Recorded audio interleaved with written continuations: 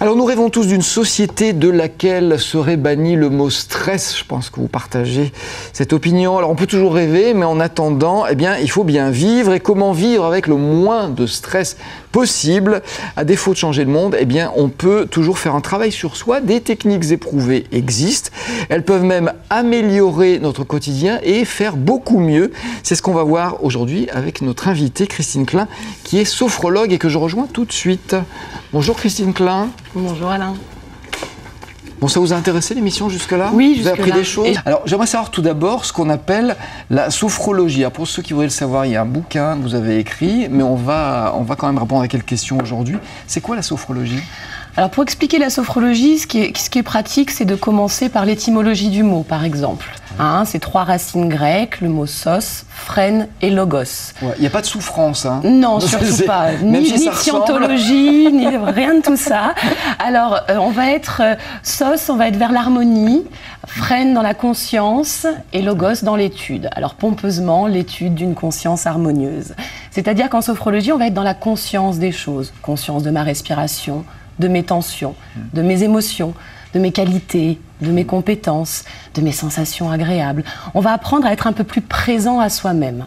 D'accord. Alors, est-ce que c'est une discipline médicale? Alors non, ce n'est pas une discipline médicale. C'est plus...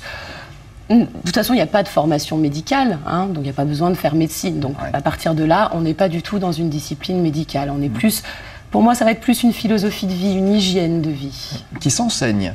Qui s'enseigne, qui se transmet et qui a pour objectif de rendre les gens autonomes. On verra où et comment tout à l'heure, mais on s'en sert pour traiter quoi? Et quand je dis traiter, ça veut dire que ça a une utilité pour notre corps, un peu pour notre esprit aussi? Alors, le champ d'action des techniques sophrologiques est assez vaste finalement. Très connu par exemple dans la préparation à l'accouchement. Beaucoup de personnes, beaucoup de femmes vous diront « Ah, moi la sophrologie j'en ai fait quand j'ai accouché, ça m'a bien aidé ». Les grands sportifs aussi. Yannick Noah, que je cite dans mon ouvrage par exemple, était bien féru de sophrologie lorsqu'il était sportif de haut niveau. Mais on peut quasiment intervenir sur vraiment tous les domaines de la vie. La préparation à la vie, la préparation à la fin de vie, la gestion de la douleur, la gestion du stress, parce que ça c'est un gros problème de notre époque. Justement, je vais commencer là-dessus, c'est vrai qu'on souffre tous plus ou moins de stress. Il y a une façon de se déstresser. Alors justement, comment ça fonctionne la sophrologie? Comment de quelqu'un qui est stressé, on va arriver à quelqu'un qui l'est moins ou plus du tout? C'est peut-être un petit peu idéaliste, non? Alors déjà, utopique. Quelques mots rapidement sur le stress. Si j'avais à résumer le stress en 2 mots, je dirais que c'est un syndrome d'adaptation. C'est-à-dire c'est un ensemble de symptômes qui vont apparaître ou qui vont se mettre en place dès qu'on a à s'adapter. Donc par exemple, là, moi qui n'ai pas l'habitude de passer à la télévision, mon niveau de stress est forcément un petit peu élevé dans la mesure où je m'adapte à une situation nouvelle. Donc ça peut être une bonne chose, ça peut être un stimulant. Mais bien sûr, les étudiants actuellement qui viennent me voir en me disant « je veux pas être stressé quand je passe mes examens », je leur dis « vous savez, ne pas être stressé du tout comme être trop stressé, ça peut être aussi pernicieux. On peut oublier de se lever le matin de son examen si on est un peu trop détendu. » Donc finalement, c'est pas super non plus. Donc, du moment que c'est un syndrome d'adaptation, l'avantage de la sophrologie, c'est que ça va vraiment nous aider à développer notre adaptabilité, qui n'est pas l'adaptation. Adaptation, c'est je m'adapte a posteriori de la situation. L'adaptabilité, c'est que je mets en place des attitudes, des outils, des comportements qui vont me rendre plus souple à la situation qui est en train de se passer. On va être pas pris en défaut, on sera toujours... Voilà, on va être plus en souplesse. Alors avec des outils, par exemple, d'être ancré, d'être bien assis, de sentir les fesses solides sur le siège ou les pieds solidement ancrés au sol, de prendre le temps de respirer correctement, d'être non pas dans une détente, mais dans une tension juste. Je vais pas être face à vous en étant parfaitement détendu, avachi. Par contre, je peux me tenir droite, mais je suis pas obligée d'avoir les sourcils froncés, les mâchoires serrées, les épaules dans les oreilles. Je vais être, essayer d'être dans une justesse des tensions. Parce que chaque tension corporelle, elle va consommer de l'énergie. Dès que qu'on crispe un muscle, eh bien je consomme de l'oxygène, je consomme des nutriments de ce que j'ai pu manger. Donc si je suis tout le temps tendu toute la journée, je consomme beaucoup et je suis fatiguée. D'autant plus qu'on respire très très mal. Enfin moi je suis sophrologue, donc je respire bien, je sais bien respirer. Vous m'apprendrez. Voilà.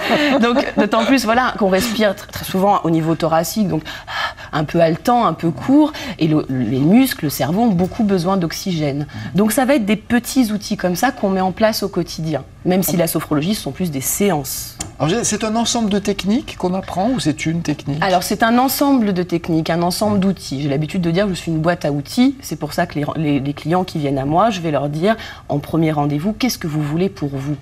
qu'est-ce que vous venez chercher ici, parce qu'en fonction de leur demande, je ne vais pas forcément cibler les mêmes outils pour être vraiment la plus appropriée et faire vraiment du sur-mesure. Alors on peut avoir une petite idée de ces techniques. On va dire un petit mot d'ailleurs sur celui qui les a inventés, qui n'était pas français. Non, qui n'est pas français, et on ne va pas parler de lui au passé parce qu'il est encore vivant. C'est une discipline assez jeune, la sophrologie, ça date des années 60. Oui, c'est des années 60. Alors c'est le professeur Alfonso Caicedo, un neuropsychiatre colombien qui travaillait en Espagne, et dans son service de neuropsychiatrie, il a été très intéressé par les techniques d'hypnose. Il avait une épouse qui faisait beaucoup de yoga et ça a commencé à l'interpeller. Et finalement, je crois que je résumerai en disant qu'il a adapté tous ces outils un peu orientaux, de méditation, il a fait une synthèse de voilà, tout ça pour un petit peu l'occidentaliser, c'est-à-dire pour que ça parle à nos mentalités d'occidentaux, être dans le corps, mais de façon vraiment concrète, donner un peu du sens aux outils qu'on fait. Tel exercice va nous permettre de mieux nous enraciner, tel exercice va nous aider à décharger de la pression ou de la contrariété ou à gérer la douleur. On peut comme ça donner du sens. Et nous, on a besoin de donner du sens en Occident. Alors, est-ce que c'est long à apprendre? Alors moi, une chose que je trouve intéressante, c'est que les sophrologues sont là en fait pour enseigner les techniques, et après les patients ou les clients, je les appelais les clients, parce qu'il n'y a pas de médecin, les clients se débrouillent tout seuls, comme des grands. Alors oui, moi j'ai l'habitude de dire qu'un sophrologue doit rendre les gens autonomes. D'ailleurs, pour ça, moi en général, les gens qui viennent me voir repartent avec un support audio, un CD de la séance que je leur ai conduite, de façon à pouvoir s'entraîner et accéder à cette autonomie-là. C'est-à-dire, on apprend à être dans la répétition, à intégrer ces outils, en fait. Ce sont des exercices qu'on pratique régulièrement? C'est tous les jours? C'est une fois par semaine? Alors les CD, par exemple, je vais dire à mes clients, essayez de les faire 2-3 fois. Faites 2-3 fois par semaine. Donner quelques ordres. Voilà. Je dis souvent, il y a un grand maître qui disait « fais ou ne fais pas, il n'y a pas d'essai ». C'est Maître Yoda dans Star Wars et qui disait des choses très intéressantes. Ça parlera à tout le monde. Et c'est-à-dire de mettre en place 2 à 3 fois simplement pour les effets bénéfiques des exercices en eux-mêmes, mais déjà pour savoir se mobiliser, 1 quart d'heure, 3 fois par semaine, où je ferme les écoutilles sur l'extérieur et je me recentre, je me pose un petit peu avec moi-même.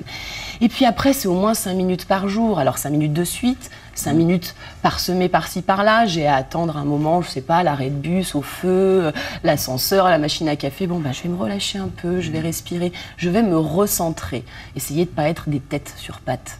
Ouais.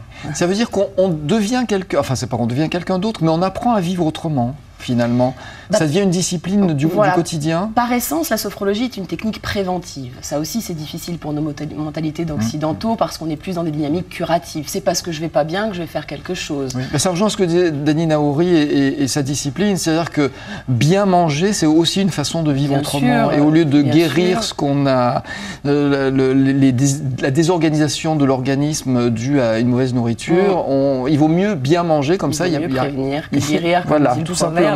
Mais du coup, c'est vrai que moi, si vous voulez, ça va faire 8 ans que j'exerce. J'ai eu 2 fois des demandes de « je vais bien et j'ai envie que ça continue ». Ah oui. Sinon, 2 demandes en 8 ans. Sinon, c'est « je ne vais pas bien, je suis stressé, je suis anxieux, je suis douloureux, j'ai tel problème, je dors pas bien, dès que je dois parler en public, je m'affole ». Mais autrement, j'ai eu 2 demandes préventives en 8 ans d'exercice. Alors, est-ce que ça marche chez tout le monde, la sophrologie? Ou est-ce qu'il y a des gens qui font de la résistance? Alors je crois que ils viennent pas vous voir. Mais... Ça dépend de plein de choses. Je crois que ça dépend déjà de la personne que l'on a en face de soi.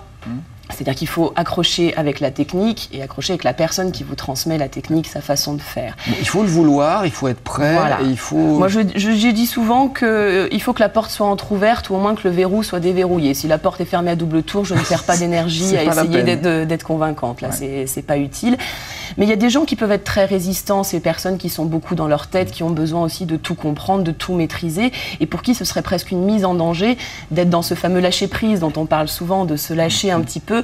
Ce serait une mise en danger parce qu'il y a plein d'émotions qui peuvent remonter, il y a plein de choses qu'on avait enterrées bien profondément finalement. Donc il faut déjà être un petit peu ouvert. Un petit peu ouvert, oui. Je l'ai dit tout à l'heure, vous travaillez dans des établissements hospitaliers. Oui. Alors on dit que c'est pas une médecine, mais ça veut dire que les médecins, le monde médical est ouvert à ces techniques, ça veut dire qu'elles apportent quelque quelque chose et qu'elles sont efficaces. Et de plus en plus, parce que je crois que la majorité de mes prescripteurs sont des médecins aujourd'hui.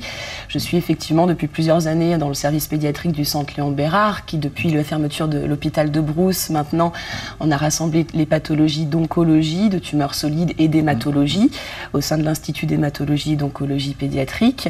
Et puis, je t'interviens aussi à la clinique Mermoz, en service oncologie aussi, parce que c'est tellement vaste les champs d'intervention de la sophro que moi, spontanément, par les expériences, je me suis spécialisée en accompagnement dans la maladie. L'intérêt que j'y vois majeur, c'est, vous savez, quand vous avez des problèmes de santé, on va toujours vous questionner, alors où t'as mal? Ça va pas? Où est-ce que ça va pas? Et moi, en tant que sophrologue, je vais dire, où est-ce que ça va bien encore? Comme si on avait une balance intérieure où, au lieu de mettre des poids toujours du côté où ça va pas, même s'ils sont tout petits, les poids de ce qui vont bien, ben on va rééquilibrer un peu, on va regarder le corps sous un autre angle.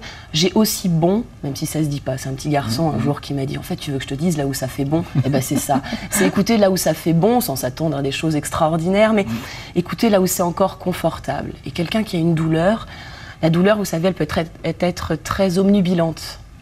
Et avoir l'impression d'avoir mal partout, d'être un corps complètement en souffrance. Et même si c'est le petit doigt de pied, si c'est la cheville qui va bien, et ben c'est quelque chose sur lequel on peut s'accrocher. Et nous, sophrologues, on va appeler ça une préservation d'un bon schéma corporel. Garder une image dans sa tête de son corps la plus positive possible, malgré tout. C'est vrai que dans notre culture, la gestion de la douleur, c'est pas encore ça. Il y a des progrès à faire. Dernière petite chose importante, on entend de plus en plus dire les plus grands spécialistes en cancérologie que la guérison passe pour 50% par là. Est-ce que vous avez un rôle important à jouer là-dedans, justement, dans ce processus de guérison ? Ça me gênerait de dire que je participe au processus de guérison, et ça me gêne aussi de dire que c'est beaucoup psychologique la guérison. Je trouve que c'est extrêmement culpabilisant pour les personnes en souffrance. Ouais. Parce qu'on en est même à dire aujourd'hui qu'on est presque responsable de ces maladies, que ce soit de l'environnement ou sa psychologie. Donc moi je suis plus mitigée, je pense que tout est multifactoriel et que parfois la maladie elle est plus forte malgré la volonté de vivre. Moi je suis plus dans une approche de confort, c'est-à-dire essayer d'apporter des minutes de confort le plus possible aux personnes que j'ai en face de moi, de les aider, même si c'est une parenthèse de 10 minutes dans leur journée, à être bien. Est-ce que ça participe ? Scientifiquement, on ne pourra jamais le prouver, donc je ne sais pas. Moi, j'aime à dire qu'au moins j'apporte quelques sourires et quelques moments de confort. Merci beaucoup, en tout cas, pour ce moment de sourire et de confort qu'on a partagé. Sophrologie pratique au quotidien, c'est aux éditions, donc Jouvence Éditions. Christine Klein, petit guide, mais plein de choses intéressantes. Merci beaucoup, Christine Klein.